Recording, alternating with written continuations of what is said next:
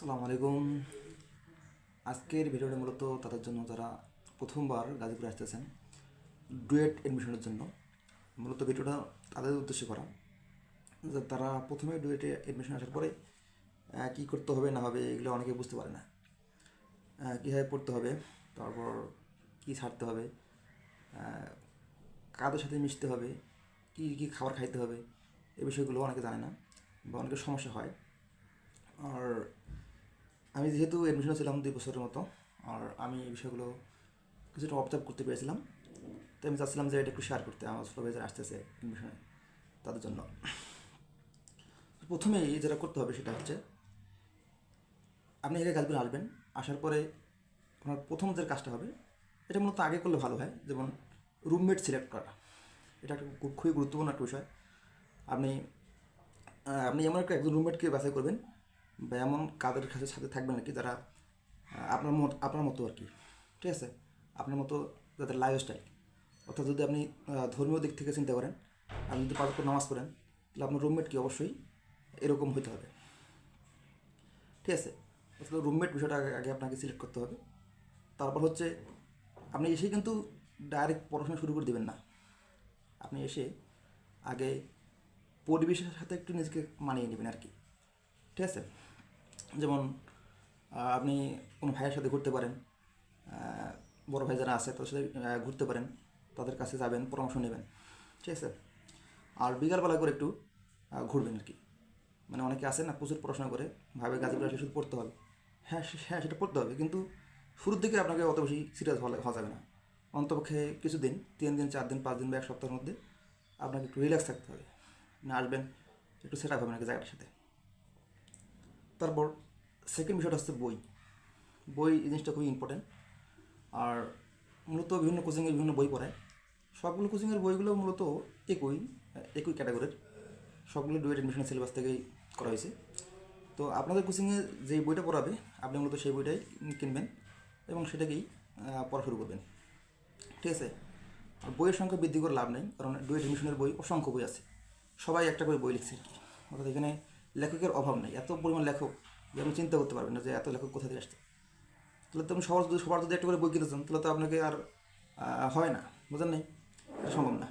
এই কারণে আপনাকে এই বিষয়টা লক্ষ্য রাখতে হবে যে আসলে অন্তপক্ষে একটা বই আপনি নেবেন যেটাকে একদম ভালোভাবে পড়বেন। হ্যাঁ, আপনার সহায়ক বই থাকতে পারে, কখনোই একটা বইতে আপনার মানে স্যাটিসফ্যাকশন আসবে না। এক্ষেত্রে আপনি একটা বই রাখতে পারবেন সহায়ক হিসেবে। বাট বোর্ড বই কিন্তু আপনার কাছে কি একটা থাকবে, সেটা হচ্ছে ফিজিক্সের অথবা ম্যাথের অথবা কেমিস্ট্রির, যেটা হোক না কেন। আর মিনিমাম শুরুর দিকে যাতে আপনার কি 8 থেকে 10 ঘন্টা পড়াশোনা থাকে, এটা কম করা যাবে না। শুরুর দিকে প্রথম সপ্তাহ একটু কম হতে পারে ঘোরাঘুরির কারণে বা পরিবেশের সাথে খাপ খেয়ে নেওয়ার কারণে, কিন্তু তারপর কিন্তু কি আপনার পড়াশোনা যাতে কি মিনিমাম শুরুর দিকে 8 থেকে 10 ঘন্টা থাকে আর কি। তারপর ধীরে ধীরে এটা কি বৃদ্ধি পাবে। অনেকে আছে 10 থেকে 15 ঘন্টার মতো পড়াশোনা করে, কিন্তু আসলে এত ঘন্টা পড়াশোনা করার প্রয়োজন নেই।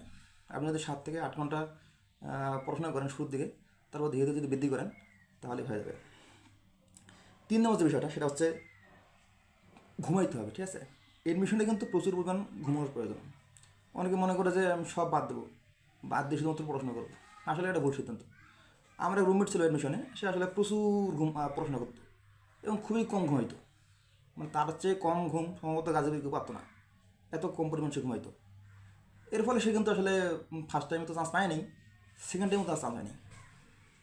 সে প্রায় 24 ঘন্টার মধ্যে মানে হয় 4 থেকে 5 ঘন্টা, তার থেকে কম ঘুমাইতো আর কি। তার মানে আপনি যে পড়াশোনাটা করতেছেন সেটা আপনার মেমোরিতে স্থায়ীভাবে রাখার জন্য আপনার কিন্তু ঘুমাইতে হবে, ঠিক আছে। অর্থাৎ ঘুম যদি আপনার ঠিকমতো না হয় তাহলে আপনি কিন্তু আপনার মনে করেন পড়াশোনাটা আউটপুট সেভাবে আসবে না। অনেক রাস্তা আবার ঘুমের সমস্যা, যেমন অনেক কাছে রাতে ঘুমাতে পারে না। আমার ক্ষেত্রে এই জিনিসটা হতো, আমি আসলে রাতে ঘুমাতে পারতাম না। এটা আমার সমস্যা একটা আর কি। যাই হোক, এটা আমার এখনও আছে, বাট আল্লাহর মতো আমার চান্স হয়েছে। যাই হোক, মানে ঘুমের ক্ষেত্রে আপনাকে কিন্তু কোনো ছাড় দেওয়া যাবে না, আপনাকে প্রায় 6 থেকে 7 ঘন্টা ঘুমাইতে হবে টানা।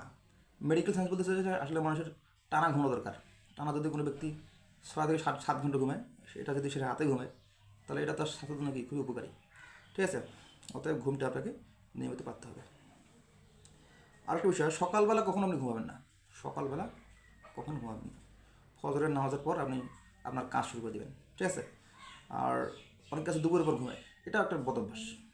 এটা আসলে সায়েন্টিফিকও না, অর্থাৎ সকালবেলা ঘুম এবং দুপুরের পর ঘুম, এটা আসলে সায়েন্টিফিকভাবেও কি আসলে এটা তো মানা যায় না আর কি, সায়েন্টিফিকভাবে এই জিনিসটা নাই।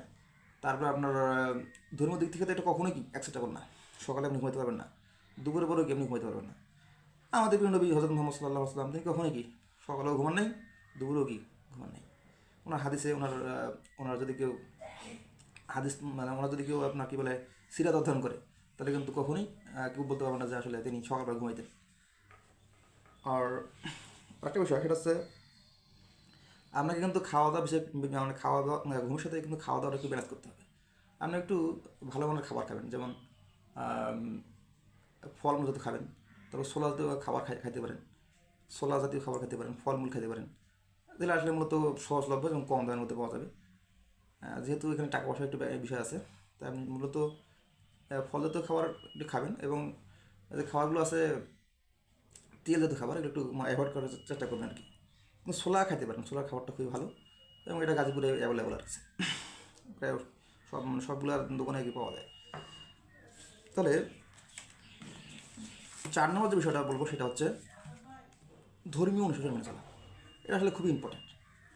মানে এটা কতটা ইম্পর্ট্যান্ট আসলে আমি এটা বোঝাতে পারবো না।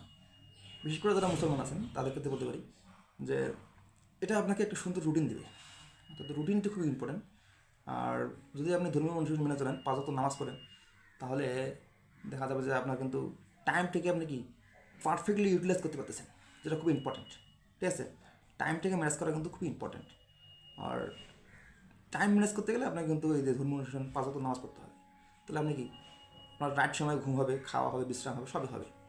ঠিক আছে, তাই আপনাদেরকে ধর্মীয় অনুশাসন মেনে চলতে হবে।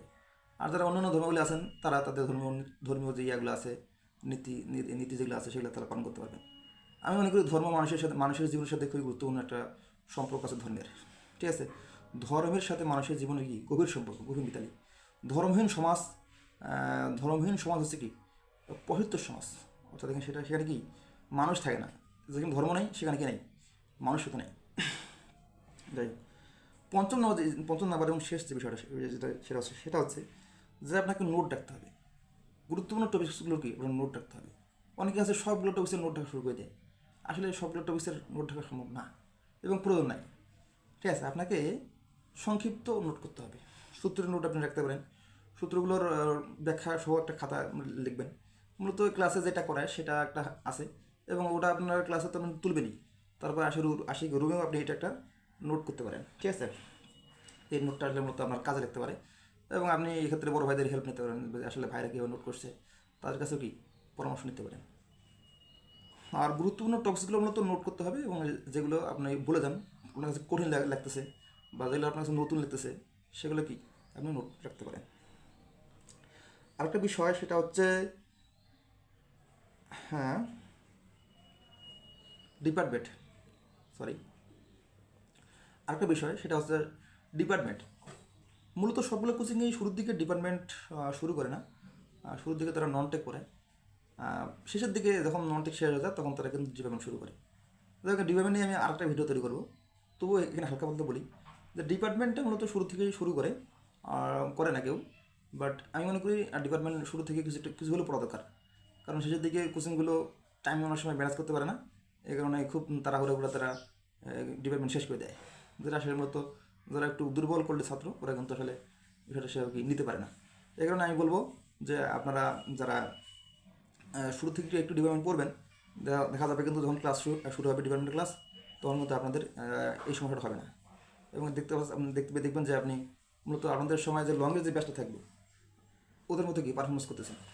যাই হোক, আজকের ভিডিওটা এই পর্যন্ত লম্বা হয়ে যাচ্ছে।